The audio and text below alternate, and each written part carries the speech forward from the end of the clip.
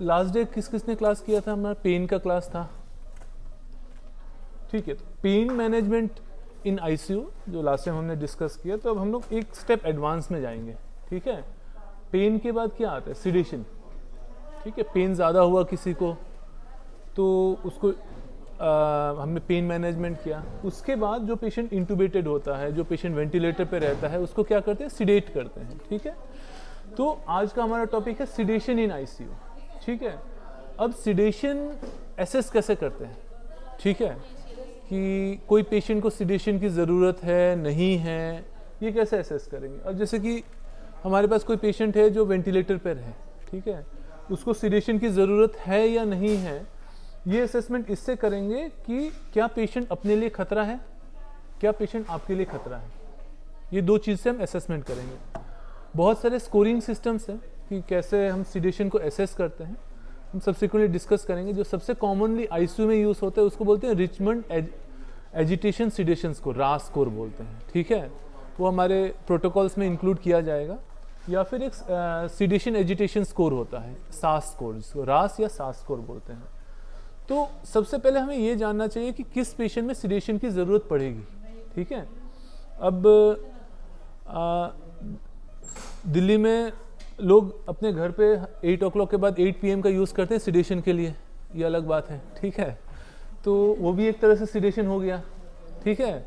लेकिन आईसीयू में हम लोगों को प्रॉपर सिडेशन को ये सिडेशन देना पड़ता है। उसके लिए दो कैटेगरीज ऑफ ड्रग होते हैं, एक होता है नॉन ओपियोइड और एक होते हैं ओपियोइड बेस्ड सिडेशन, ठीक है। नॉन ओपियोइड बेस्ड सिडेशन में आईसीयू में सबसे कॉमनली जो दवाइयाँ यूज़ होती है वो प्रोपोफॉल और डेक्समेंटोमिडिन। प्रोपोफॉल हम लोग यूज़ करते हैं कभी कभी, डेक्समेंटोमिडिन ये बीटा-2 एड्रेनर्जिक एगोनिस्ट होता है, उसको भी हम लोग यूज़ करते हैं। तो ये दो ड्रग नॉन ओपियोइड बेस्ड है, ठीक है, जिससे कि डिलीरियम के चांसेस थोड़े कम होते हैं। ओपियोइड बेस्ड जो दवाइयाँ होती हैं जैसे कि फेंटेनिल, मॉर्फिन, मिडाजोलम, ठीक है। मिडाजोलम बेसिकली बेंजोडाइज़पिन हो गया। तो एक हो गया नॉन ओपियोइड बेस्ड और एक हो गया ओपियोइड बेस्ड। तो ओपियोइड बेस्ड में बेसिकली फेंटेनिल और मॉर्फिन आता है, ठीक है। बेंजोडाइज़पिन हो गया, मिडाजोलम। नॉन ओपियोइड बेस्ड में क्या हो गया? प्रोपोफॉल और डेक्समेंटोमिडिन। ये सारे 5 दवाइयों का नाम याद रखना, इससे हम आईसीयू में सिडेशन देते हैं, ओके। तो हर किसी का डोज होता है, ठीक है। अब जो फेंटेनिल का डोज होता है वो डोज अलग अलग डोज होता है, उसका एनेस्थेटिक डोज अलग होता है, एनाल्जेसिया डोज अलग होता है और सिडेशन का डोज अलग होता है। सिडेशन का डोज कितना होता है?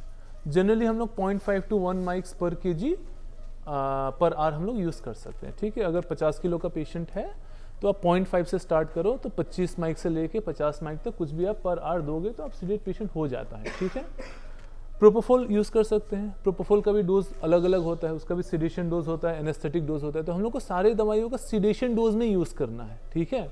मॉर्फिन यूज़ कर सकते हैं 1 mg per hour, 2 mg per hour, 3 mg per hour, depend patient का रिक्वायरमेंट क्या है। तो जो अब कोई पेशेंट इंटूबेटेड है वेंटिलेटर पे, उसको पहले हमने ये देखा कि ठीक है उसको सिडेशन की ज़रूरत है, तो सिडेशन दिया। अब सिडेशन की ज़रूरत है, उसको कितना पेशेंट सिडेटेड है, लाइट सिडेशन, मॉडरेट सिडेशन, आज तक नाम सुना है आप लोगों ने? इसका मतलब आई एम श्योर कि बहुत कम लोगों को पता है, ठीक है, कि लाइट सिडेशन क्या होता है, मॉडरेट सिडेशन क्या होता है, डीप सिडेशन क्या होता है। तो ये सब का जो डेफिनेशन है, अगेन जो वही स्कोर जो मैंने कुछ देर पहले बताया, रिचमंड एजिटेशन सिडेशन स्कोर होता है, ठीक है। नाम याद रखना, मैं ये नहीं बोल रहा हूँ कि इस स्कोर को पूरा याद रखना है, मोटा मोटी बात मैं आपको समझा देता हूँ जो आपको याद रखने के लिए बेहतर रहेगा। तो रिचमंड एजिटेशन सिडेशन स्कोर में ऐसे समझाऊंगा कि आपको याद रहे, नहीं भी याद रहे कोई बड़ी बात नहीं है, लंबा चौड़ा स्कोर है। +4 से लेके -5 का स्कोर होता है। तो जो पेशेंट सबसे ज़्यादा एजिटेटेड है, रेस्टलेस है, तो उसको +4 दिया जाता है। और एकदम जो कोमाटोस पड़ा हुआ है, पेशेंट हाथ पैर ऐसे फेंक के पड़ा हुआ है, वो उसको हम लोग -5 का स्कोर देते हैं।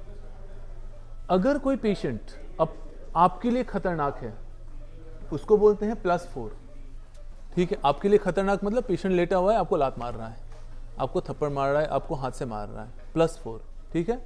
+3 का क्या मतलब होता है? पेशेंट अपने लिए खतरनाक है।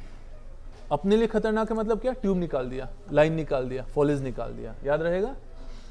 अगर स्टाफ के लिए खतरनाक है, डेंजर टू द स्टाफ मतलब +4, डेंजर टू हिमसेल्फ मतलब +3, ठीक है। +2 में क्या बोला जाता है? अगर पेशेंट वेंटिलेटर पे है और एकदम वेंटिलेटर से फाइट कर रहा है, तो कितना हो गया +2। +1 में वो पेशेंट एंशियस रहता है, मतलब इंटूबेटेड है, आराम से पड़ा हुआ है, एंशियस है, थोड़ा सा हिलडुल रहा है, उसको +1 बोलेंगे। 0 का स्कोर मतलब अवेक है, अलर्ट है, वो फाइट आउट नहीं कर रहा है, आराम से लेटा हुआ है। -1 का ये मतलब होता है कि पेशेंट ड्राउजी है, ठीक है। अब ड्राउजीनेस का क्या डेफिनेशन है, बहुत कम लोगों को पता होगा कि ड्राउजीनेस का क्या डेफिनेशन है। ड्राउजीनेस का डेफिनेशन ये होता है कि आप लोगों के लैंग्वेज में, आप लोग अगर कोई खूबसूरत आदमी आ रहा है, उसकी खूबसूरती को अप्रिशिएट तो कर रहा है और उसके आंखों में देख के 10 सेकंड से ऊपर आई कांटेक्ट मेंटेन कर रहा है, ठीक है। तो any eye contact of more than 10 seconds and patient is arousable, तो उसको हम लोग ड्राउजी बोलते हैं, ठीक है। कि आप जगाओगे तो जाग गया, आपकी आंख में देखेगा और 10 सेकंड से ऊपर देखेगा, ठीक है।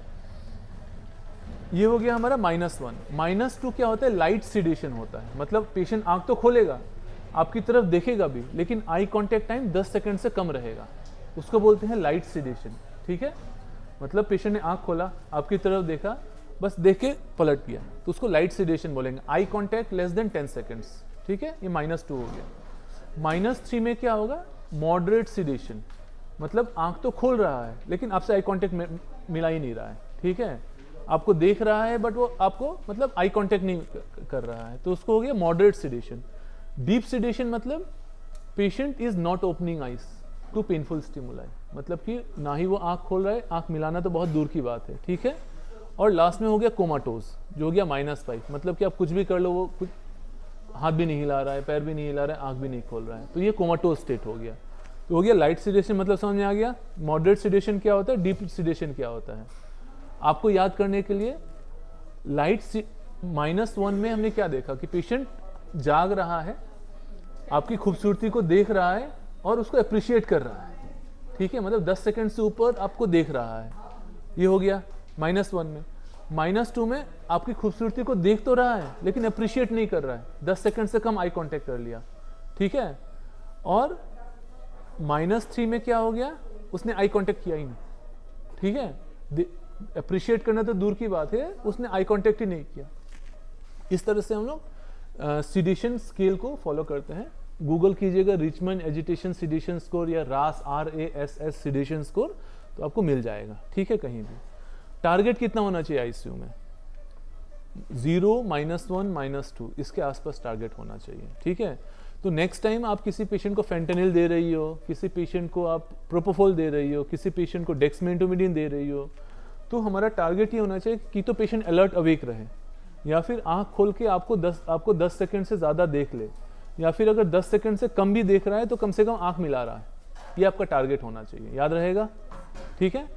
तो कोई भी पेशेंट जो सिडेशन जिसको देंगे, उसका हमारा टारगेट -1, -2 होना चाहिए आईसीयू में।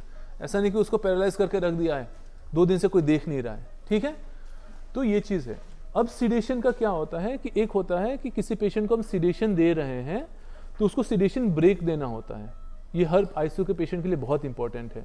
वहाँ पे 2 पेशेंट पड़े हुए न्यूरो आईसीयू में, जो अभी पैरालिसिस तो बंद है बट सिडेशन भी बंद नहीं हो रहा था। तो क्या होता है कि आप इसको दूसरे सेंस में सोचो कि अगर एक आदमी कंटिन्यूअसली बेड रिडन है तो उसके पैरों के मसल्स कमज़ोर हो जाते हैं। उसको आप 10 दिन बाद अगर बोलोगे चलो तो नहीं चल पाएगा। इसको मेडिकल लैंग्वेज में बोलते हैं डिसयूज एट्रोफी, मतलब इस्तेमाल नहीं करने के लिए वो मसल्स सिकुड़ जाते हैं, ठीक है।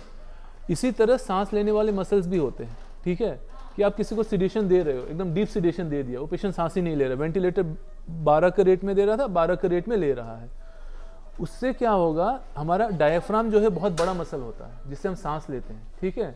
और इंटरकोस्टल मसल्स, स्टर्नोक्लीडोमास्टर मसल, जिसे जो रेस्पिरेटरी मसल्स होते हैं, काफ़ी बड़े बड़े मसल्स होते हैं, उन सब मसल्स का डिस्यूज एट्रोफी हो जाता है, मतलब वो पेशेंट सांस बाद में नहीं ले पाता है। उसके कारण क्या होता है, उसको वेंटिलेटर से निकालने में दिक्कत होती है, उसको घर भेजना दिक्कत होता है, ठीक है।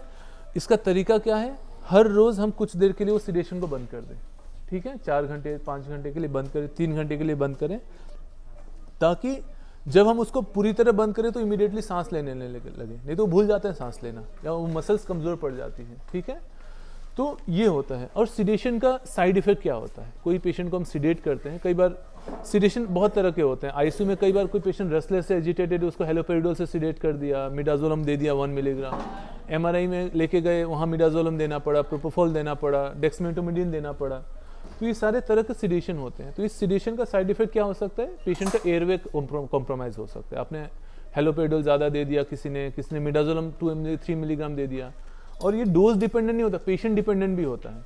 हो सकता है कि आप बोलोगे कि मैं तो 10 पेशेंट में 1 mg देती हूँ, कुछ नहीं हुआ। एक पेशेंट में 1 mg में पेशेंट टून हो गया, मतलब पेशेंट का पूरा रेस्पिरेटरी अरेस्ट हो गया। होता है ऐसा, ठीक है। तो इस तरह नहीं होना है। फेंटेनिल जब आप देते हो किसी को, अचानक से शॉट नहीं देना है कि ठीक है फेंटेनिल 100 माइक्स लिया, 50 माइक्स लिया, अचानक दे दिया, उससे चेस्ट वॉल रिजिडिटी हो जाता है, ठीक है। तो ये सारे दवाइयों के स्पेसिफिक, प्रोपोफॉल, आप अचानक से किसी को 50 मिलीग्राम प्रोपोफॉल दे दो, उसका बीपी कम हो जाएगा, ठीक है। तो हर दवा का अपना साइड इफेक्ट होता है। तो आप कोई भी दवा देते हो तो उसको एक ग्रेडेड वे में देना है, धीरे से देना है, आराम से देना है, ठीक है। स्लो एंड स्टीडी, ये टर्म बेटर रहेगा कि आप प्रोपोफॉल दो, फेंटा दो, उसको स्लोली दो, ठीक है। 1 मिनट का टाइम लो, 30 सेकंड का टाइम लो, फिर उसमें देना है, ठीक है। तो ये हो गया सिडेशन का साइड इफेक्ट्स, ठीक है। पेशेंट को आईसीयू में सिडेशन की ज़रूरत पड़ती ही पड़ती है, फेंटेनिल की ज़रूरत पड़ती है, मॉर्फिन की ज़रूरत पड़ती है, प्रोफोल की ज़रूरत पड़ती है। देना भी ज़रूरी है, उससे बचाना भी ज़रूरी है। तो ये इसके लिए एक पैडिस गाइडलाइन आता है, PADIS, पैडिस गाइडलाइन, ठीक है। उसमें कौन सा दवा यूज़ करना है, नहीं करना है। तो ये पेन से ऊपर वाली चीज़ होगी। किसी के मुंह में आप ट्यूब डाल के रखे हो तो उसको तो थोड़ा तो रिलैक्स करना पड़ेगा ना, नहीं तो पता चला कि पेशेंट का एक बहुत ही ट्रॉमेटिक एक्सपीरियंस होगा वो लाइफ का ना, कि भाई मैं आईसीयू में था, वेंटिलेटर पे था और इतना पेन हो रहा था। तो पेन कंट्रोल लास्ट क्लास में हमने देखा है, जिन्होंने नहीं देखा है वो आप वीडियोस देख लेना उसके। आज हमने सिडेशन देखा, ठीक है। नेक्स्ट क्लास में हम लोग छोटा सा पैरालिसिस पे डिस्कशन करेंगे। तो ये स्टेप वाइज होता है। किसी को हम लोग पहले पेन कंट्रोल करते हैं, नहीं हुआ, फिर सिडेशन करेंगे, वो नहीं हुआ, फिर पैरालिसिस पे जाएंगे, ठीक है। ये स्टेप वाइज अप्रोच है। सारे स्टेप्स को मैं ये नहीं बोल रहा हूँ कि एग्जैक्टली फॉलो करना है, कोशिश करना है कि मैक्सिमम फॉलो किया जा सके, ताकि आईसीयू पेशेंट्स को जल्दी से जल्दी वेंटिलेटर से आप डिस्कनेक्ट कर सको, घर भेज सको, उनको ठीक करके और एक अच्छा एक्सपीरियंस दे सको। वरना कई सारे लोग ऐसे होते हैं जो लाइफ टाइम तक याद रखते हैं, मैं 4 दिन वेंटिलेटर पे था, बहुत दर्द हो रहा था। ऐसा नहीं होना चाहिए, ठीक है। आप जब उनको ठीक करके घर भेज रहे हो तो ये सोचो कि उसको अच्छे से ठीक करके भेजो, ताकि वो चीज़ वो दिमाग में नहीं रहे। इसको कहा जाता है एक एनालिसिस। जब हमने पेन मैनेजमेंट डिस्कस किया और सिडेशन डिस्कस किया, एक टर्म होता है एनाल्जेसो सिडेशन, मतलब कि पेन और सिडेशन दोनों मैनेज करना होता है। तो सिडेशन का मतलब यही होता है कि आपको पेन तो मैनेज करना है, सिडेशन मैनेज करना है, और इसके साथ में अमनीजिया। अमनीजिया ये मतलब होता है कि आईसीयू का स्टे बड़ा ट्रॉमेटिक होता है जब वेंटिलेटर पे पेशेंट रहता है। तो कुछ ऐसी दवाइयाँ दो जो वो स्टे को भुलाने में मदद कर सके। अमनीजिया, मिडाजोलम जनरली हम रिट्रोग्रेड अमनीजिया कॉज करता है, तो वो सब दवा देते हैं। तो ऐसे करके पेशेंट को हम सिडेशन प्रोटोकॉल्स फॉलो करते हैं, सिडेशन ब्रेक देते हैं, सिडेशन हॉलीडे देते हैं और पेशेंट को ठीक करके घर भेजते हैं, ठीक है। Thank you. मनते